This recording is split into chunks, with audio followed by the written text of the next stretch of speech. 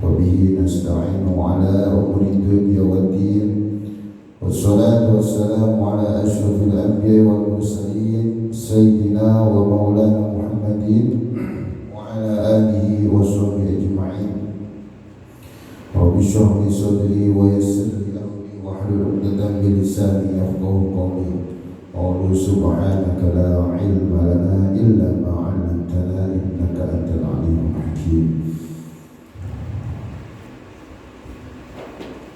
Alhamdulillah, kita bersyukur kepada Allah Subhanahu wa Ta'ala yang telah menghendaki kita semua untuk hadir dalam rangka kajian rutinan setelah kita bersama-sama melaksanakan sholat subuh berjamaah, dengan berharap semua amal ibadah kita diterima oleh Allah Subhanahu wa Ta'ala, menjadi bekal kita ketika nanti kita dipanggil menghadap hadirat Allah Subhanahu wa Ta'ala.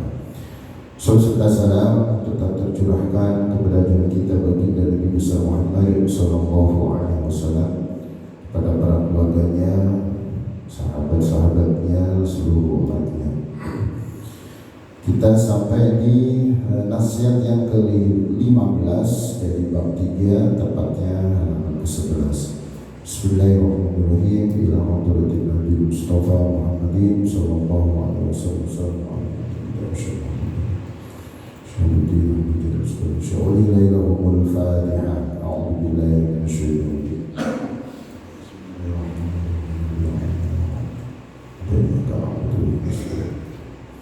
قال المؤلف رحمه الله ونفعني بما في الدارين. والمقالة الخامسة عشرة, nasihat yang ke-15.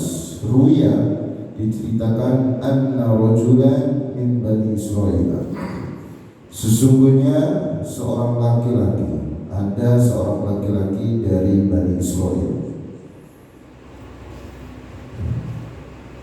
jamaah thamanina tabudan, mengumpulkan 80 peti minal ilmi, dari ilmu. Ada seorang laki-laki dari Bani Israil, ya, mengumpulkan 80 peti dari ilmu. Masing-masing peti terdapat banyak kitab, ya, banyak ilmu dan seterusnya. Namanya peti itu pasti besar, ya, berisi banyak buku-buku ilmu dan seterusnya. Walhalu annahu, dan keadaan laki-laki tersebut lam yantafi' bi'ilmi, tidak mendapatkan manfaat dari ilmunya. Ini kajian tentang bagaimana agar kita bisa mendapatkan ilmu yang bermanfaat. Fa'auhallahu ta'ala ila nabiyyi alaihi salam, maka Allah mewahyukan kepada nabinya Bani Israil. Banyak nabinya, di antara yang populer yaitu Nabi Musa alaihissalam. Dan tafsirnya bermakna tafsir, jelasan. Nah, keadaan seorang laki-laki tersebut yang telah mengumpulkan 80 peti berisi ilmu, ya, akan tetapi tidak mendapatkan manfaat dari ilmunya yang sudah dia kumpulkan, yang sudah dia kemudian baca, pelajari dan seterusnya. Kemudian Allah akhirnya mewahyukan kepada nabinya mereka, kul, katakanlah, lihat dari jami'i litilkal kitab, litilkal kutubi, katakanlah kepada orang-orang yang mengumpulkan ilmu tersebut. Nah, jadi Allah langsung kemudian menyampaikan ke nabinya untuk senantiasa menyampaikan ke seorang laki-laki yang mengumpulkan ilmu sampai 80 peti tersebut. Lau jama'ta katsiran minal ilmi, jikalau engkau mengumpulkan banyak dari ilmu. Nah, ini kata-katanya, ya. Lam yanfa'ka, engkau tidak mendapatkan manfaat, yakni dari ilmu tersebut, illa an ta'mala bi thalathati asya', kecuali engkau mengamalkan 3 perkara. Jadi kuncinya kalau kita ingin mendapatkan ilmu dan juga manfaat dari ilmu itu, maka kita harus perhatikan 3 perkara ini. Ini tidak tanggung-tanggung ya. Seorang laki-laki ini bukan hanya 1-2 ilmu ya, 1-2 buku, bukan lagi 10-5 tidak, tapi hitungannya peti. Bukan 1-2 peti loh ya, bukan 10-20, tapi 80 peti. Tapi sayangnya tidak mendapatkan manfaat dari kitab-kitab yang sudah dia kumpulkan. Maka Allah hadirkan solusi agar bisa kemudian mendapatkan manfaat dari ilmu yang sudah kemudian dia kumpulkan tersebut ya. Yang pertama, la tuhibbat dunya. Apa bil? La tuhibbat dunya. Apa itu pertama? Jangan cinta dunia. Ay mata uha wa zukhrufuha, yakni kesenangan dunia dan hiasan dunia. Falaisat bidayul mu'minin, karena dunia itu bukan tempatnya orang mukmin. Ya, bukan tempatnya orang mukmin. Al-fa'u dita'lil, fa' di lafaz falaisat dita'lil ya. Maksudnya ay li'annaha laisat darul jazal mu'minin lil mu'minin fa inna darul thawabin al-jannatu. Karena sesungguhnya dunia itu bukan tempat balasan bagi orang mukmin ya. Ya, fa inna darul thawabin al-jannatu. Ya, maka sesungguhnya tempat balasan bagi orang mukmin yaitu surga. Nah, ya. Inilah yang pertama ya. Yang kedua, ketiga nanti bisa di pertemuan berikutnya. Karena sangat penting sekali, pasti karena kalau kita bicara tentang ilmu, semua selagi Allah kasih hidup kita, baik kita yang masih muda, masih anak-anak, apalagi ya, yang setengah tua, setengah muda, yang tua seluruhnya ya, tetap punya kewajiban untuk menimba ilmu. Thalabul ilmi fardhatun ala kulli muslimin wa muslimatin. Jadi wajib untuk menuntut ilmu. Bahkan kita diperintahkan menuntut ilmu itu mulai dari buaya ibu kita sampai nanti masuk ke liang lahat. Artinya selagi kita dikasih hidup, kewajiban menuntut ilmu itu tetap akan selalu ada. Ya, kenapa? Karena ilmu penting untuk tentunya bisa mendapatkan kebahagiaan dunia akhirat, yaitu dengan ilmu. Ya, Imam Syafi'i menyampaikan, man arada dunya fa'ala bil ilmi, wa man arada al-akhirah fa'ala bil ilmi. Apa Muzaki? Wa man aradahuma fa'ala bil ilmi. Ya, barang siapa yang menghendaki kebahagiaan dunia, hendaknya dengan ilmu. Menghendaki kebahagiaan akhirat, menghendaki keduanya, ingin bahagia dunia, ingin bahagia akhirat, hendaknya dengan ilmu. Maka diwajibkan oleh Allah Subhanahu wa Ta'ala. Nah, dalam proses menuntut ilmu tentu dibutuhkan yang namanya kesungguhan, ya, keseriusan, keistiqomahan. Ya, ala lam tanalul ilma illa bisittati tuqatin wa khirsin wasbirali wa bulghatin wa isyadustadin wa tul zaman. Jadi kalau kita ingin itu untuk mendapatkan ilmu, ada 6 syaratnya ya. Cerdas itu penting. Maka kita ada usaha untuk kita senantiasa ditambah kecerdasan beliau. Di antaranya harus banyak belajar. Tidak ada orang bodoh di dunia ini, yang ada adalah belum belajar. Semua yang belajar pasti dia akan bisa. Ya, dengan catatan harus sungguh-sungguh menjada. Badan saya bersungguh-sungguh pasti akan mendapatkan hasilnya.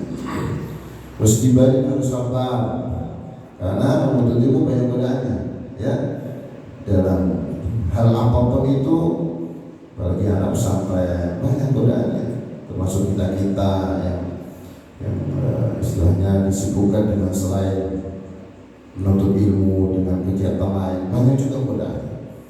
Ya, Melihat menuntut ilmu itu sangat besar sekali godaan, maka butuh kesabaran, butuh kesabaran.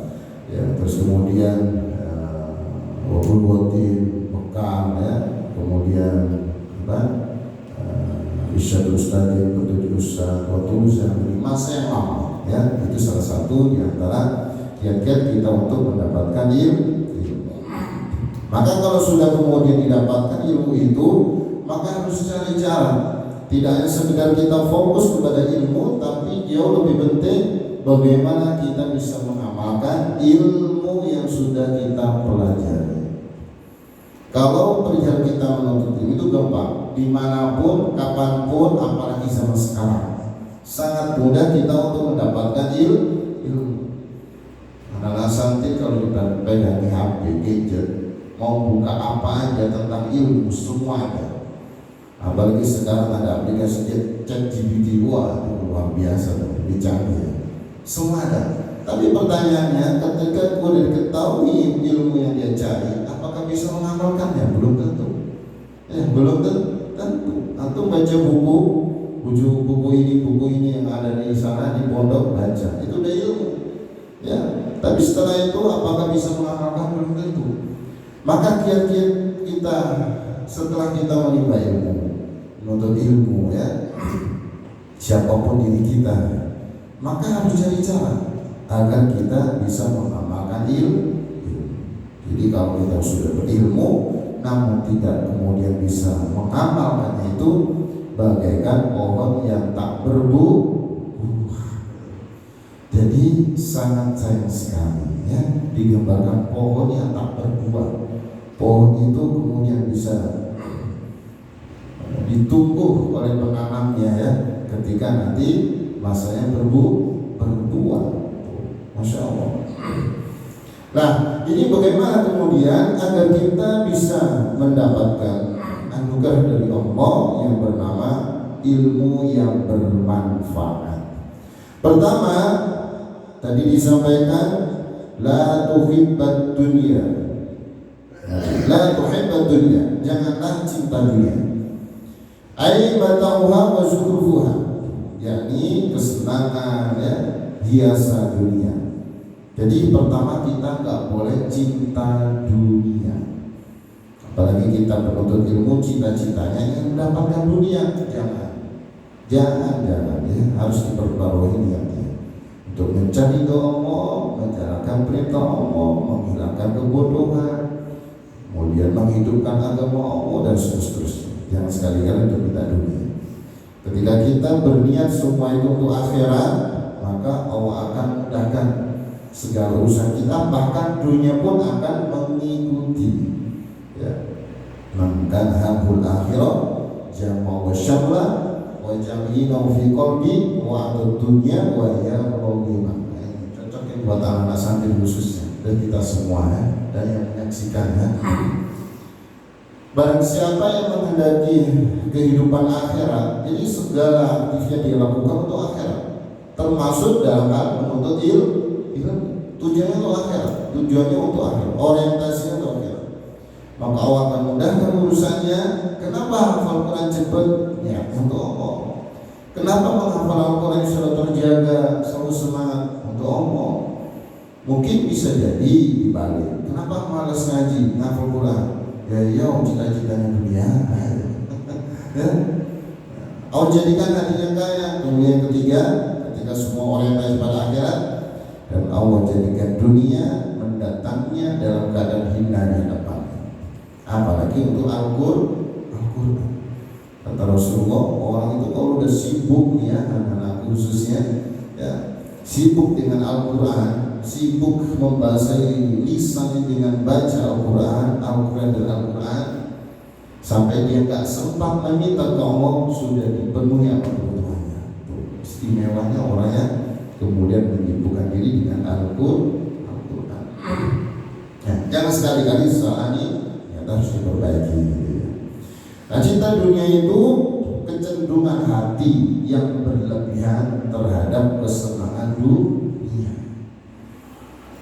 Kita hidup di dunia betul butuh dunia, tapi kita hidup di dunia butuh makan, butuh minum, butuh kemudian menafkahi dan seterusnya.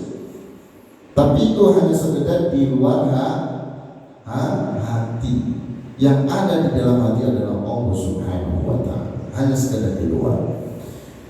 Dunia yang kemudian kita geluti itu bagaimana bisa menjadi perantara kita untuk mendapatkan akhirat kita. Kecenderungan hati, kesenangan apa, sehingga kalau sudah cenderung hati ini kepada dunia dalam arti cinta dunia, maka konsekuensinya akan bisa melupakan akhirat. Ini adil ya, bisa melupakan akhirat. Orang kalau sudah kemudian hatinya ada hubbu dunia, cinta dunia, akhirat dia akan lupa. Bahkan dia akan takut mati. Ya. Lupa akhirat, mengabaikan perintah Allah, waktunya sholat gak sholat, waktunya ibadah gak ibadah, ya disibukkan dengan dunia, lupa dengan perintah-perintah Allah, ya. Bahkan mudah dirinya untuk melakukan dosa-dosa, kemaksiatan, untuk menuruti hawa nafsunya. Itulah salah satu efek hubbud dunia, cinta dunia. Yang bagus bagaimana? Dunia ya memang betul, wa batagi fima ataqallahu darul akhirah wa la tansa nasibaka minad dunya. Carilah dengan apa yang Allah anugerahkan kepadamu darul akhirah, negeri akhirat. Kita cari. Tapi kata Allah, jangan lupa bagianmu di dunia. Kita tetap usaha, tetap ikhtiar, tetap kemudian. Nah, itu bagaimana segala usaha kita, aktivitas kita jadikan niat, luruskan niat bahwa segala aktivitas kita itu bernilai ibadah. Jadi tujuannya selalu untuk ibadah. Karena kalau kita bekerja misalnya ditujukan, diperintahkan oleh Allah, i'malu fasayarallahu amalakum wa rasuluhu wal mu'minun. Jadi bekerjalah karena Allah, Rasulnya dan orang-orang mukmin akan melihat pekerjaan.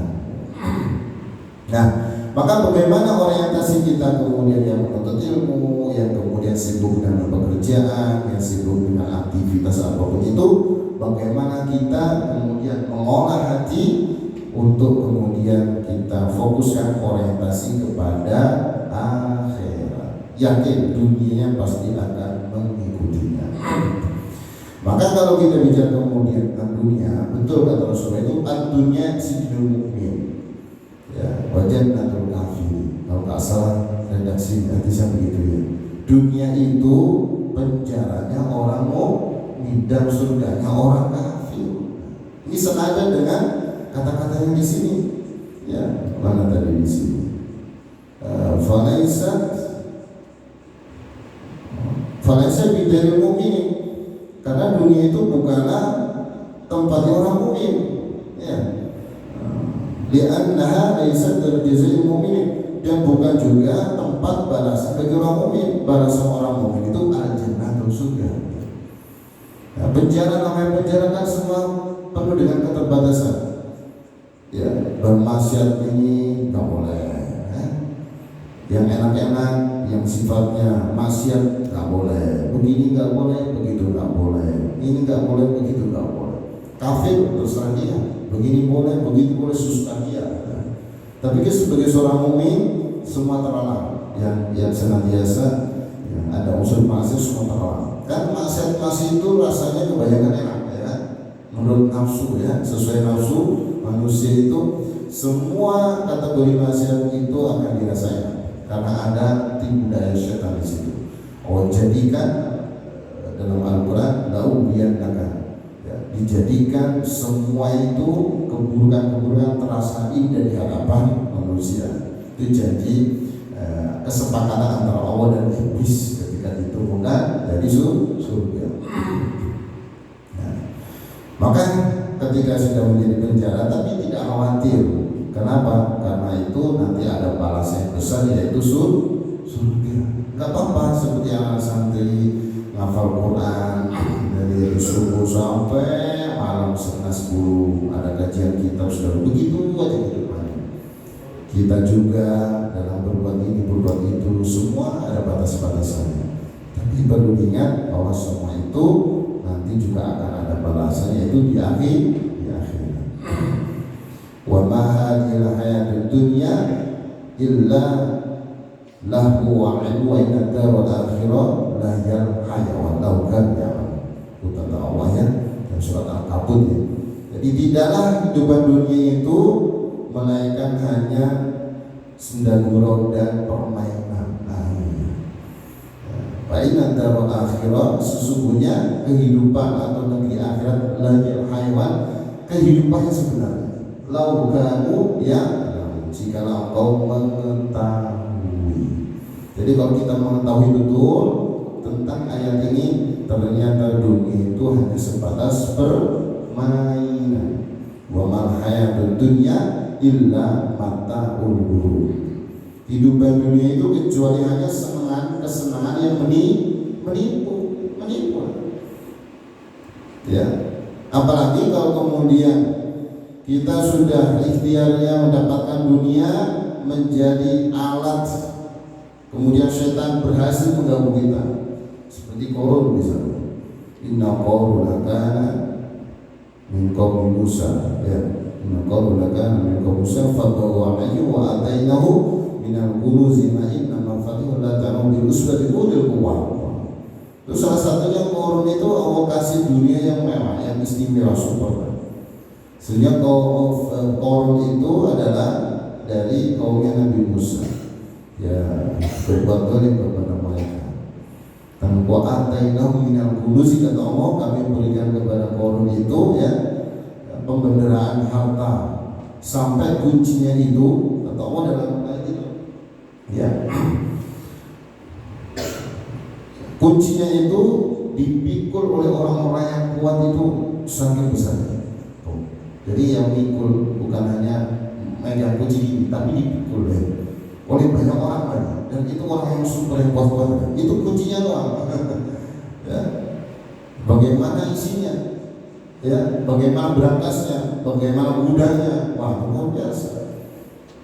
Tapi sayangnya ketika Qarun mendapatkan dunia dalam arti yang tadi disampaikan, tapi sayangnya inna ma'utidu ala ilmin indi.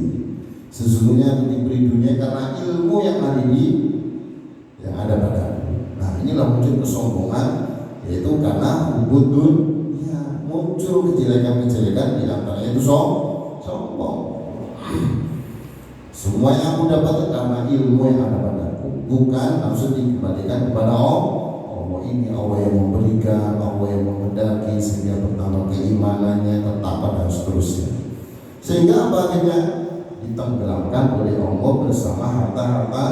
Ya, itu penting. Maka belajar dari Rasulullah. Ketika Rasulullah SAW tidur ya di atas tikar yang kasar sehingga berbekas pada tubuh beliau, para sahabat menyampaikan kepada Rasulullah, wahai Rasulullah, maukah kami beri kasur yang empuk? Terus apa jawaban Rasulullah? Apalah artinya dunia bagiku? Aku hanyalah seperti musafir yang berteduh sebentar di bawah pohon kemudian meninggalkannya. Itu kata Rasulullah, direspon begitu. Apalah dunia bagi Rasulullah ya? Gitu. Sampai beliau mengibaratkan beliau seperti berteduh di bawah pohon yang hanya sebentar kemudian meninggalkan. Itulah dunia. Maka ini menjadi satu penting. Bahkan ini anak-anak santri dan kita semua menyaksikan ada satu hadis bagaimana perbandingan antara dunia dan akhirat itu sangat jauh.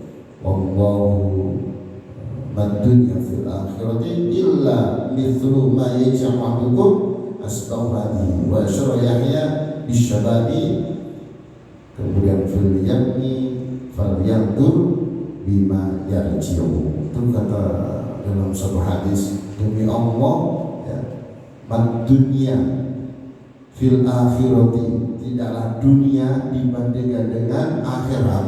Kalau antum ingin, kenapa sih Ustaz dikatakan anak santri kita kok harus mementingkan akhiratnya? Dunia kan juga penting, ya betul. tapi bukan segalanya. Bagaimana kita menjadikan kehidupan dunia ini menjadi perantara kita bisa bahagia nanti di akhirat. Karena perbandingannya jauh, ya. Tidaklah dunia dibandingkan dengan akhirat melainkan seperti seseorang yang mencelupkan jarinya ke laut.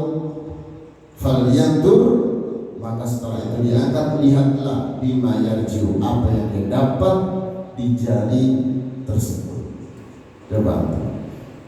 Akhirat bagaikan laut yang begitu luas. Dunia kita celupkan jari kita angkat, pasti ada yang nempel air kepada jari. Inilah dunia. Tuh Rasulullah. Berarti nggak ada apa-apanya, sangat sedikit sekali dunia itu dibandingkan dengan kehidupan akhirat. Ini alasan bisa kemudian berpikir tuh, lautan yang begitu luas dalam, nggak bisa terhitung jumlah airnya, itulah akhirat. Dunia celupin, angkat, jangankan ke lautan, ke ember aja tuh, itu bandingkan, apalagi lautan. Artinya kan betul-betul sangat menginspirasi sekali buat kita. Apalah artinya kalau kita kemudian hidup yang kemudian hanya dunia ini, yang mana dunia ini itu pasti akan ada masanya, ada batasnya. Dan perlu diingat ya, kita semua khususnya anak santri, semua aktivitas kita, baik itu yang kemudian kita beraktivitas di luar ya, di dalam pesantren, anak santri semuanya, nah itu semuanya akan dimintai pertanggungjawaban. Tuh ya, kalau berkaitan tentang dunia, ada satu hadis ya, bagaimana kemudian Allah itu akan bertanya terhadap segala hal yang kemudian kita lakukan di dunia, baik terhadap umur yang Allah berikan kepada kita, kemudian jasad yang Allah berikan kepada kita ya. La tazulu qadama 'abdin yaumal qiyamati hatta yusaru an arba. Tidak bergeser kedua kaki seorang hamba sampai ditanya 4 perkara. An umrihi fi ma'afnahu, usianya dihabiskan untuk apa, akan ditanya. An jasadi fi ma'ablahu, jasadnya digunakan untuk apa, juga ditanya. An ilmihi, ilmunya juga ditanya, apakah sudah mengamalkan. Nah, maka berhubungan dengan apa itu kemudian makalah yang sudah disampaikan tadi. Ilmunya juga akan ditanya, apakah sudah mengamalkan atau belum, akan ditanya. Yang terakhir, an-malihi, hartanya, min aina tasabu wa fi ma'anfaqahu ya, dari mana didapatkan dan dibelanjakan untuk apa. Jadi itu nanti akan ditanya. Nah, dari situlah jamaah yang dari Allah Subhanahu wa taala, karena memang dunia ini bukan tempatnya orang mukmin, bukan tempat balasannya orang mukmin. Namun di sini dijelaskan balasannya orang mukmin itu yaitu surga. Tapi kita ingat dengan doa Rasulullah, Rabbana atina fid dunya hasanah wa fil akhirati hasanah wa qina adzabannar ya. Jadi minta kebaikan dunia, minta pula kebaikan akhirat. Yang tak boleh itu hanya fokus kepada kebahagiaan dunia, sedangkan akhirat dilupakan. Ya, efeknya apa? Ya'lamuna dhahiran minal hayati dunya wa hum 'anil akhirati hum ghafilun. Ya, surat Rum ya 7-8 ya. Nah, dia hanya mengetahui kehidupan dunia yang tampak, namun terhadap kehidupan akhirat mereka lalai. Kalau sudah lalai, efeknya banyak sekali ya. Maka dari situlah di pertemuan pagi hari ini bisa kita ambil kesimpulan bahwa kita yang kemudian ingin mendapatkan ilmu yang bermanfaat dari ilmu yang kita pelajari, maka pertama kita tidak boleh cinta dunia ya. Bukan berarti nggak boleh kerja, bukan berarti nggak boleh usaha, tidak ya. Usaha, kerja semaksimal mungkin ya. Bahkan kita cita-cita menjadi orang kaya, begitu salah satu cita-citanya. Kalau kemudian kita orientasi pada akhirat, semua itu akan menjadi kebaikan bagi kita.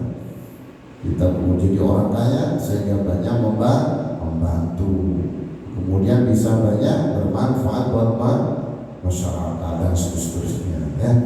Baik itu, semoga bermanfaat. Kurang lebih mohon maaf. Kita alhamdulillah dan doa kafaratul majlis. Amin. Subhanakallahumma wa bihamdika asyhadu an la ilaha illa anta astaghfiruka wa atubu ilaik. Wassalamualaikum